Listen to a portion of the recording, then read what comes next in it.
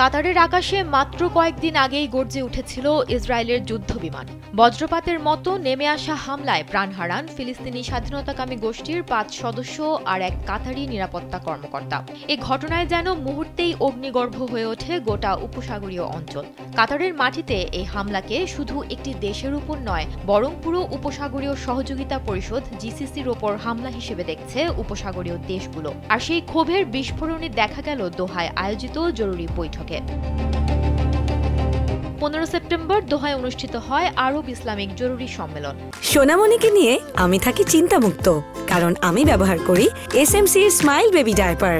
কাতারের পররাষ্ট্র মন্ত্রণালয়ের মুখপাত্র মাজেদ আল আনসারি, জিসিসি মহাসচিব জসিম আল বুদাইউই, ওআইসির সহকারী মহাসচিব ইউসুফ আল দোবাই এবং আরব লীগের সহকারী মহাসচিব হোসাম জাকি এই সাংবাদিক সম্মেলনে অংশ নিয়েছেন। উপসাগরীয় নেতারা এক কণ্ঠে জানিয়েছেন, কাতারের ওপর আক্রমণ মানে গোটা জিসিসির ওপর আক্রমণ। জরুরি বৈঠকে নেতৃত্ব দেন কাতারের উপপ্রধানমন্ত্রী ও প্রতিরক্ষা মন্ত্রী খালেদ বিন মোহাম্মদ আল আতিয়া। উপস্থিত ছিলেন সংযুক্ত আরব আমিরাত, সৌদি আরব, কুয়েত, ওমান এবং বাহরাইনের শীর্ষ প্রতিরক্ষা কর্মকর্তারা। বৈঠক শেষে জিসিসির প্রতিরক্ষা মন্ত্রীরা কঠোর পদক্ষেপ নেয়ার ঘোষণা দিয়ে একটি জোরালো বিবৃতি প্রকাশ করে। বিবৃতিতে বলা হয়, সদস্য দেশগুলো আঞ্চলিক নিরাপত্তা জোরদার করতে একযোগে কাজ করতে সম্মত হয়েছে।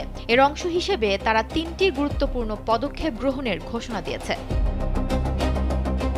একটি যৌথ সামরিক কমান্ডের গোয়েন্দা তথ্য আদান প্রদান বৃদ্ধি করা হবে।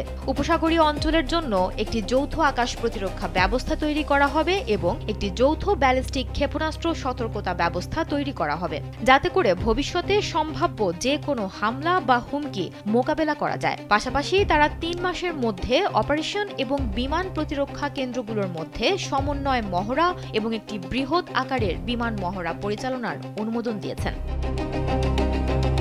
জিসিসির প্রতিরক্ষা পরিষদ তাদের বিবৃতিতে ইসরায়েলের হামলাকে বলেছে গুরুতর উস্কানি এবং আন্তর্জাতিক আইন ও জাতিসংঘ সনদের স্পষ্ট লঙ্ঘন। তারা সতর্ক করে বলেছে, এ হামলা শুধু কাতারের সার্বভৌমত্বের উপর আঘাত নয়, বরং গাজায় যুদ্ধবিরতির জন্য কাতারের মধ্যস্থতার প্রচেষ্টাকেও দুর্বল করার ষড়যন্ত্র।